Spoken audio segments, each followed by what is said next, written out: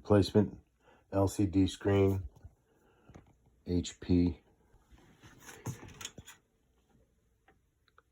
MFP M277 DW.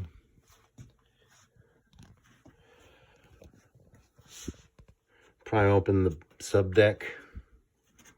Just pops right open. It's got an arm. It's supposed to be that way. Remove this one screw here using a fix-it tool. Pry this panel off. There's the ribbon cable. There's a grounding screw right there. And the ribbon cable comes back into the back of the panel. The panel, you just pry the panel off the plastic housing. Doesn't seem like it's going to work. It seems like it's going to break, but it does. Once you pry the panel off, you'll see where the ribbon cable connects. It connects to this connecting switch right here. And the contacts on the ribbon go face down. And you just snap it into place. It locks it in.